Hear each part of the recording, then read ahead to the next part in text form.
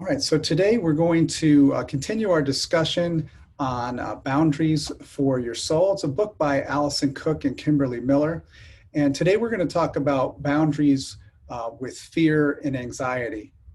There's a scripture that I love around this that says that God has not given us a spirit of timidity or cowardice or fear, but he has given us a spirit of power and of love and of a sound judgment and personal discipline, abilities that result in a calm, well-balanced mind and self-control. That's from 2 Timothy 1, 7 from the Amplified version of the Bible. So fear is a natural part of life, but having a spirit of fear doesn't need to be. And it's said there that God isn't the one that gives us a spirit of fear. So it's either something we give to ourselves or it's something that our enemy, the devil, will insert into our lives and allow it. And if we're not careful, we can allow it to take over. And that would be, in the words of the book that we've been reading, is that fear would then get too close to us. We don't want fear to get too close to us, because when it gets too close, it actually overwhelms us and takes over. What is fear? Fear is an unpleasant emotion, and it's caused by the threat of danger or pain or harm. I've been telling a story here the last number of weeks about something I found in my driveway. It was a piece of pornography. And I took that piece of paper and tossed it into the recycle bin. And I noticed after I did that, there was a loud voice inside of me. And as I focused on that loud voice inside of me, I realized that it was also causing something in the pit of my stomach. I wasn't feeling so great. And I envisioned this part of me like a judge with a gavel, and also maybe a guy with a bullhorn yelling at me and pointing to a list of rules and telling me that one of the rules was that I was not to go back in that recycle bin after that piece of paper that I threw in there. It was telling me, obviously, to stay out of there. It was telling me that I didn't need what the flyer was advertising, that I also needed to try to figure out how the thing got there in my driveway. And I was also asking me questions about whether or not I threw it out fast enough. And so it was all these questions and confusion, and it was this sense of fear, really.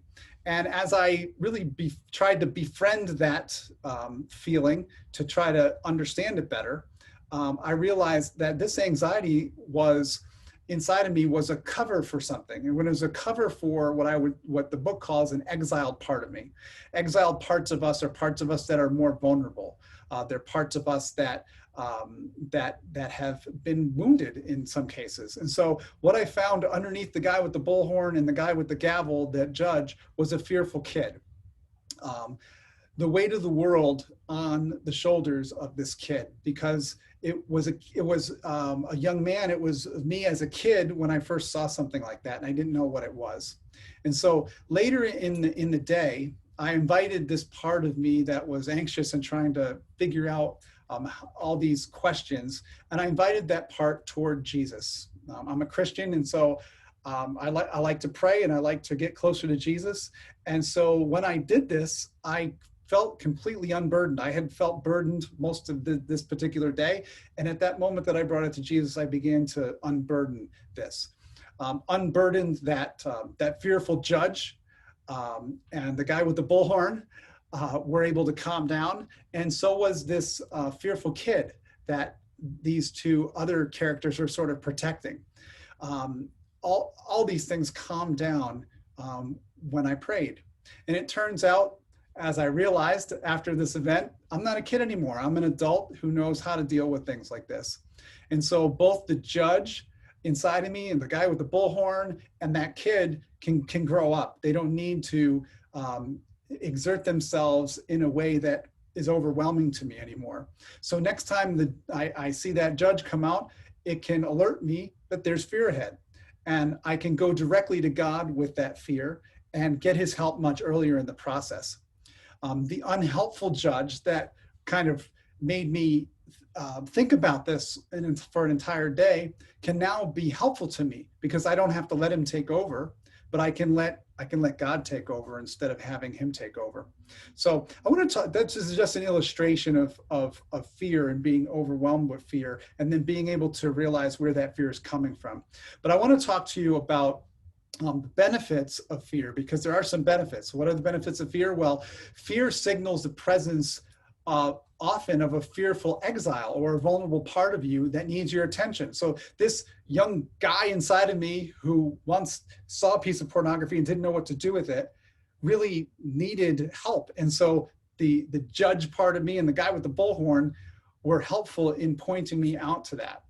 Also, fear can inform you of emotional, spiritual, or physical challenges that need to be faced. Fear can also warn you of things that might go wrong. Fear can also help you to plan ahead. When you have fear, it usually helps you think ahead about what you're going to do, about whether or not that fear actually happens. So those are some benefits. Are there dangers? Absolutely. A lot of us know the dangers of fear. There are physical limitations that come with it. It's hard to breathe. Sometimes we get lightheaded. Sometimes we're unable to sleep. Also, we become insecure, or we might be inordinately people-pleasing. And so pleasing people is an okay thing to do, but when that becomes the focus of our lives, or we're spending a lot of our time and attention on simply trying to please people and really not living out our calling and our purpose, that can be a problem. What other dangers of fear are our inability to focus, because if we're focused on fear, then we can't focus on faith, or we can't focus on what we're supposed to.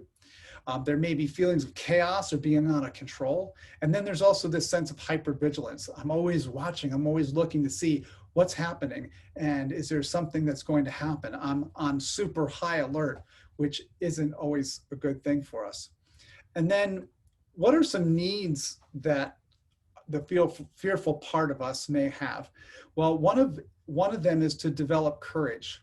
Our fear needs to develop courage, and we need to do this with God's help. Our fear also needs for us to be able to realize that that fearful part of us is only a part of us, is not the sum total of who we are. And fear needs to know that. Also, fear needs to know that you can lovingly remind it of the truth of God's power. See, when you have God's power, fear seems to dissipate in that. And so the last thing I'll say is that our fear has fears, right? What are some of the fears that we carry with us? Well, I might put myself in danger. That's a fear. I won't be prepared for whatever it is. Fear. I'll mishandle my responsibility, or I'll be rejected and I'll be alone, or I'll disappoint someone. These are some of the fears that parts of us may take on. Our goal is to take a U-turn whenever we feel fear coming on, that we can turn around by bringing it to Jesus, by focusing first on that part of us, by listening to it, by befriending it, and grabbing it like we would a child by the hand and bringing it along to Jesus. And often that part of us will relax, and that part of us will transform itself into a helpful advisor when it knows that the Spirit-led part of you, that part of you that's led by the Spirit of God, is leading the way. Then fear doesn't have to lead the way, because it knows that something greater than it has taken root. Are there manifestations of fear? Sure. There's fear of the unknown. So we worry about things and we try to control things because we don't know what's coming up. For a lot of us during this time where we're in a global pandemic, there's a lot of fear of the unknown. We don't know if we're going to have a job. We don't know if we're going to be able to go to our church. We don't know. There's lots of things we don't know. And so fear can be there. It can be a manifestation. Also, there's a fear of rejection that some of us have. And so this is our people-pleasing parts. And why people-pleasing? Well, usually we're pleasing other people, and when we're doing it in an unhealthy way, it's usually because there's an exile underneath that. And so as much as I try to please people, I'm doing it because in some cases I don't want to be rejected by other people, okay? And then there's another fear, last manifestation of fear would be a fear of trusting God. I'm not sure if I can trust God, and so there's a sense of doubt in my relationship with God. These are three ways that the fear can manifest itself. Let's let fear prompt us to invite Jesus to draw near to strengthen our faith. One of the most powerful things that you can say when you're feeling fear is, a part of me is frightened. Listen to that. A part of me is frightened. It's not all of you that's frightened. It's a part of you. And so see if you can identify that part and get a little space from it. Those are powerful words. A part of me is frightened. Invite Jesus toward that part of yourself that's fearful.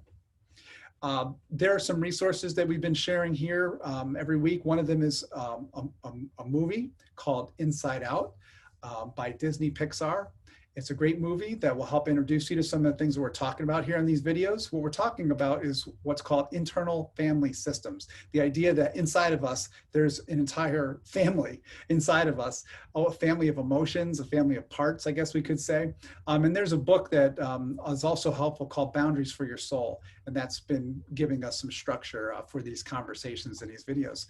The next session we're going to do is Boundaries with Sadness, one that I'm really looking forward to because sadness has been a big part of my life since I was a young man. I'd like to share some of that or share that topic with you guys next time. So if you want to join us live, you can go to meetup.com/checkyourcompass for more information about how to join us live, or you can leave a comment here in the comment section and I'll send you a link for those meetings. Also, you can catch these videos. If you don't catch it live, you can catch the videos on our meetup on Facebook or on YouTube. So I want to thank you for watching and we'll see you next time.